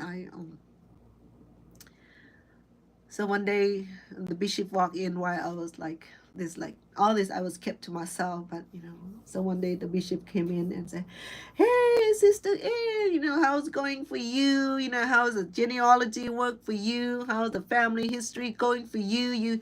I heard you did a good job. You know, you helped um, produce a lot of family trees for the members. You know, I'm really happy with you. You did your calling good. You served God well, you know. And I'm like, so he was sitting across from me and doing all that extolling, you know, and I started crying. He said, what's the matter? Sister, what's the matter? What's wrong with you? So I told the man, you know, the bishops that what's wrong with me. I found out who's responsible for order persecution on my family. The whole village like gone in one day. So, and then he was telling me, sister, through Christ redemption, you have to forgive, because you cannot have that feeling, you know, that revenge and feeling inside of you. You have to let Christ take care of that. You know, you have to come to Christ. You have to allow Christ to heal you, and we pray together. But you know, I still remember that, because that was one of the times that I cried about my family too, because this is when I found out all that horrific persecution. You know, because like I said, we the whole village of my families and good friends and neighbors. So there's about a few hundred family members in that big village, you know. So when the Khmer Rouge came, I don't know how they even find all those people in get them in one in one what you call it, one line, and march down to the killing field. You know, I don't know how that happened. You know, I mean, so I guess when you don't have the motivation to fight back or to defend to fight back, so because there's no weapon to fight back, or there was no power to fight back, and so there's no chance of fighting back, because we are being attacked, okay, being taken. So that was hard for me too. It took me a little bit of time to heal. You know, I have to like constantly going on my knees for help, you know, because same way for me here too. I have to go on my knees and ask for help also, you know, spiritual healing. So now that I see my family, see my following country, followings and women's suffer, that kind of like it's kind of like coming back, you know. So it take me a little more time to get over it. I'll get over it. I promise that, because I went through it. I survive it, and I will survive again. You know, I will. Maybe a day that when I hear some again, you know, it gonna. But I need to heal. You know, so let's pray for Cambodia. Let's pray for Thailand. Doesn't matter which faith, which belief you believe in, but you know, if you do believe in the power of prayer, so do pray. Do not just Cambodia. You know, pray for Iran. Pray for Israel. Pray for countries that are at war, that people are suffering, that people are the life are being taken, that their freedom are being taken, that their happiness, the family are being taken. You know, pray for the healing. You know, if you cannot do anything at all, just the best thing is to pray. I think, because if we all come together to pray, it could change the world. You know, because they believe in miracles, you know, they believe in faith, they believe in healing. So I believe in too. So I'm just now have to deal with the fact that I I have to heal myself also, because I went through a whole lot also, you know, to be where I'm at today. That's why I love myself more so now, because the thing that I went through to stay alive was like it was too many chances of me being unalive, you know, in the camp where I drowning and escaping and all that, you know. So I have given a lot of chance to be alive. So that's why I if you see me smile a lot or talk a lot, because because it's natural, it's natural to talk, and natural to cry, it's natural to express the feeling, the emotion, to cry. It's okay. Those are the human basic need. I'm not even embarrassed sitting here and cry in front of you because I have to go through emotional roller coaster um, between Cambodia and Thailand, going on killing each other and bombing and killing and all the exchange fire, and those are my family too, both in Cambodia and Thailand. It's affect me in both ways. So I can't stand up for one nation, one country, because they're both my country, so my family. So, and that's why it's hard for me. That's why I lost a few tears because I feel so so bad. Feel so bad. It's so sad. So that's why I come to you guys, and I just want to get it on my chest. I'll be okay soon. I promise. So just remember to pray for Cambodia, pray for affliction throughout the nation, pray for yourself also. I'm gonna go wipe off my tears and see when I'm ready to go in the kitchen and cook, because I don't want to drop my tears when I'm preparing my food and extra sodium coming through my food. It'll be funny, right? So yeah, it's so sad because I've been thinking about it the last few days. Should I be on here and talking to you guys and show my crying, like, yeah. So that's what happened to me today, is my overwhelmed emotion over the dispute between Thailand and Cambodia border, which affect my family and both country, on both country, the home A and the home B. So we know what the home B is all about. So we got that square away. Okay, so right is right, wrong is wrong. You cannot be in between. Okay, so if people understand the concept of right is right, wrong is wrong, and stop taking things that don't belong to you, and just leave peace, leave people life at peace, let be peace. Because we already have enough issue going on every year. Okay, if we're not struck by illnesses, we don't struck by viruses, we don't struck by economic falling down or upheaval. We're always dealing with some kind of catastrophe. We're dealing with natural catastrophe. Just like Thailand right now, part of Nan is under the water is up to the roof. Okay, why don't we worry about that? Why worried about killing more people when the people within the land is already suffer, seeking refuge on the top of the roof, crying for help? Why don't we do that? No. Why don't we fix that? Why don't we take care of that? Why don't we fix what is broken within each country? Because Cambodia are trying to fix they're broken. They're trying to recover from the genocide. They're trying to recover. They're trying to put away all the bad memories for 4 or 5 years under the hand of the Khmer Rouge, under the hand of tyranny, under the hands of oppressions, the killings, and the ethnic cleansing, the genocide. They barely come out of it. The new generation born, and they don't know much.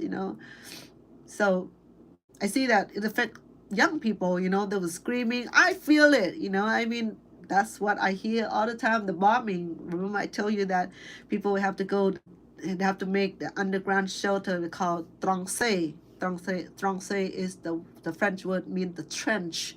The trench is when you have to make dig hole down deep and cover it. So when there is actual bombing, you will be safe. Okay, if the house get burned down, house gets struck by the bombing, but then there's a high chance of survivals under the ground. So that's what I remember too. When the plane come, just like they did right now too. People, when they hear the plane come, people rush into the trench or Trongse.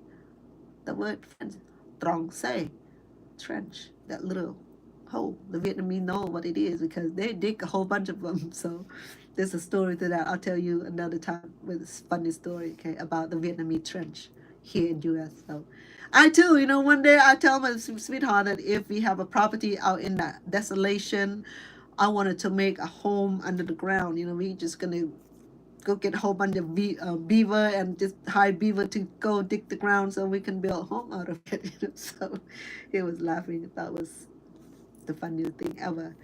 So yeah, that's what I'm sad about is the news on the Cambodian and Thai dispute on the border. So like I said, it affects both sides. In Thailand, Cambodia, they are my family. I have a lot of family in Thailand. I also have a lot of family in Cambodia also. So it affects both ways, just like double sword. It like, dang, like it hurt here. If I wouldn't relate to Thai culture, I would like go Cambodia, go. If I'm not related to if I wasn't born in Cambodia, I would say go Thailand, go. Go get it. Go get what you think is yours. Or you accuse them of taking from you. Both way accuse each other. So right now I'm like having a headache. So I'm sorry about my emotional roller coaster. I need to get this out. I need to heal. Also, I need your guys' prayers. Also, allow me to heal because it affect me. Also, it affect me emotionally because since I heard about this a long time ago, but it was nothing deadly like the launching of the F-15 or the grenade exchange bombing and all that. So I'm not in the military. I don't even know all those heavy artillery, but yeah. So it's ugly, and that's what I'm coming from. It's just to ask you guys to hear with your ears and to discern it. Okay, there's a lot of fake news, a lot of make-up news, there's a lot of speculations, a lot of thing that was posted online. Some of them are true, some of them are not. So the best is to go to the right kind of resource and force resource where people are affected by it. They will tell you how it actually happened. Okay, so that I'll leave you. That I petition for your support through your prayer. Doesn't matter which faith you belong to or which faith that you believe in. You believe in the power of healing, believe in the power of prayer. Then that's what I'm asking you is to pray for those who are suffering now. Okay, pray for those who are suffering from their internal illnesses, or those who are affected by war, who are in the red zone, who are in the hot seat and in the front lines, or U.S. military, U.S. Coast Guard, wherever they serve at, that they be safe and coming home to their family. We do. We have to do that because if it affects our neighbor, it can affect us eventually. Because we stand right here in a great nation. We don't we don't see it happen to us. We only see some riot here and there, and we see the flood, we see the tornado, the storm. That affect us too. Look at what happened in Texas, in Kansas, around the U.S. and around the country, in China, in Switzerland and stuff like that. The landslide, the mudslide in Thailand, in Burma and all that. I mean, we see it. Okay, it affects all of us. We cannot just like close our eye and pretend that, oh, I'm okay, I'm in US, I'm in Great Britain, I'm in Canada, it does not happen here, so I'm not gonna worry about it. So but literally that, it's gonna start affecting a lot of people. It affect me because yeah, it does affect me. So, and that's why I come to you and to let you know that I didn't feel good about it. So I need to talk. So you guys are like my shrink. Thank you for being here for me, listening to me, and for those who stick with me right here. I appreciate that. I don't know who the person here with me. The only person who's been on here for hours. I appreciate that. I wish I know you, who you are, so I can. I hope that he or she will come on chatting with me. I know there's a lot of chatting on. A lot of people coming by and say hello and hugs and hearts and love on here on TikToks, and I appreciate that, and I promise you that I will get better. I know how to deal with my loss and my emotion. I just need to cry it out, when yeah, the best is to admit that, to admit that you have an issue, and that you're feeling down, you're feeling bad, I don't have to be on here. I can go talk to the bishop. I can go talk to who I want that I love and trust. I can do that also. But the reason that I'm here is to let you know that I'm not totally ignorant of what's going on in those two nations. And I wish that I can do much more. I wish that I have millions of dollars that I can, send over to support the refugees, to the great cause and stuff like that. So since I'm not in that capacity, it toward me too, because I have a lot of responsibility here too, my moms and my grandchildrens and so far and so forth. So, like I said, if there's a volunteer agency and they're gonna deploy to Thailand or to Cambodia,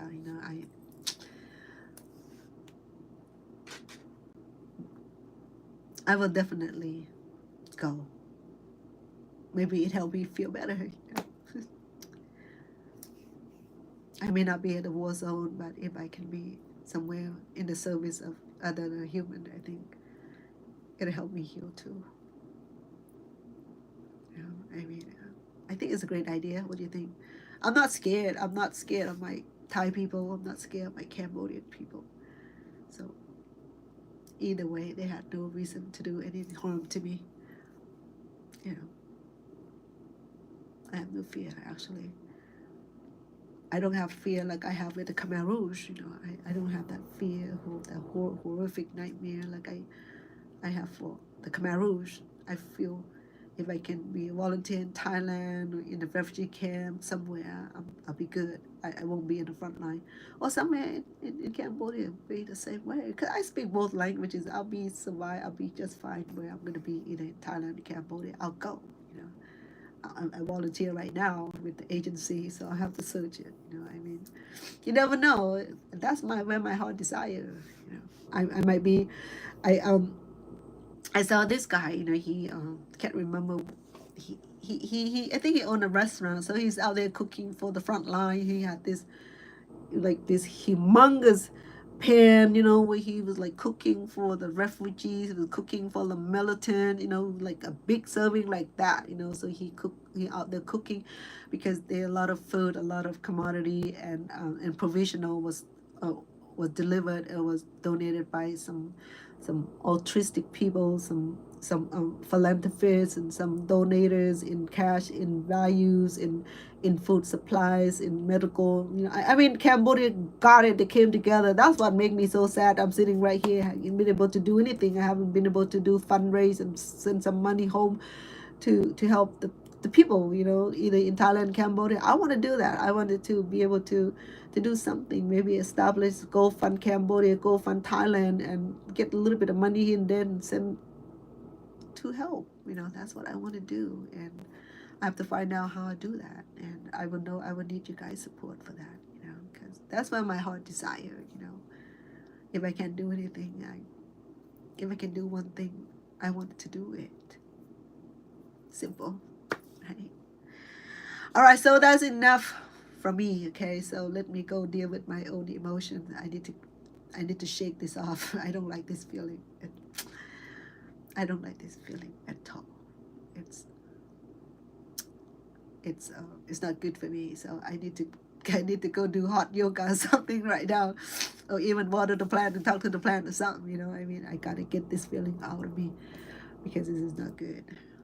But I will, and I don't want to turn on the news, but I also want to see what's going on. Update and information and all that, and where we're standing at. So that's where I'm at right now. So I do apologize for that.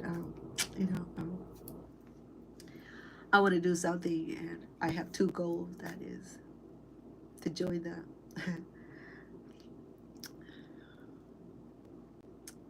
the Red Cross or United Nations, or to do a whole bunch of fundraising and send home. I know this is going to be gone so soon, and I know a lot of support coming, but I'm looking at the long-term effect, the emotional support, the mental health support. After this war, there'll be scars. The children will still be frightened to go home.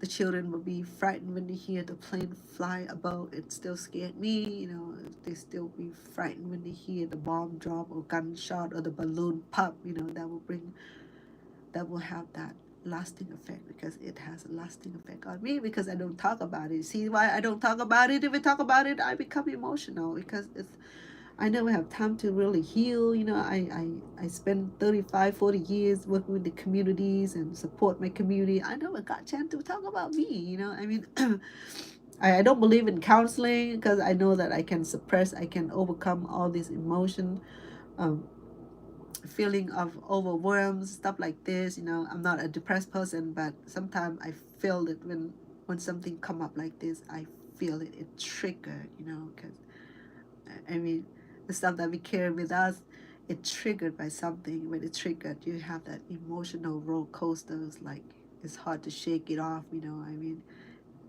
you got to talk it out. That's why people talk rumors.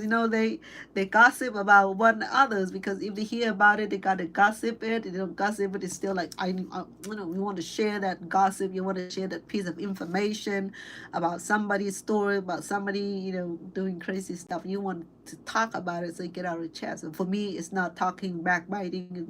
It's not rumors about anybody. It's not cascading on anybody. It's just me feeling overwhelmed with the situation over the two borders. That was me, because it affected my family, so it affected me. So both sides of family, both sides of the country. That's why I'm having a hard time with it.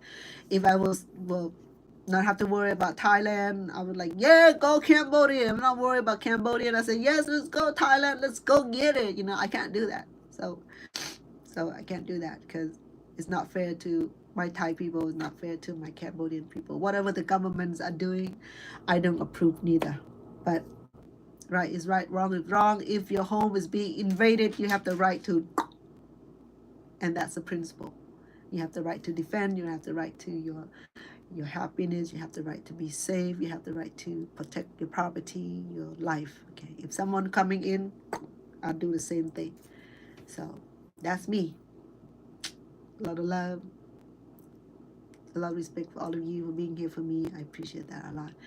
Let me go shake off this emotional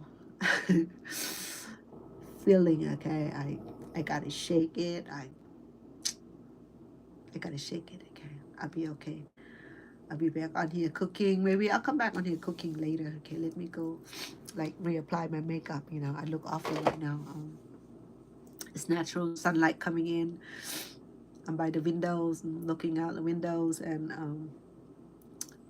I don't look my best, but I'm okay. So this day that I'm on here without makeup on, so I'm not ashamed of that. I mean, there's day where TikTok get the little flamboyant, a little glamorous, and I look like I'm like all that, but this is natural today. It's sunlight natural. I didn't have my lamp on today, because certain day that where you don't need anything but just a good listener. You know what I mean. You don't need to be judged. You don't need to be you don't need to be condemned. You don't need to do nothing but be a good listener. It's, and that's what that's what the psychologists are paid to do.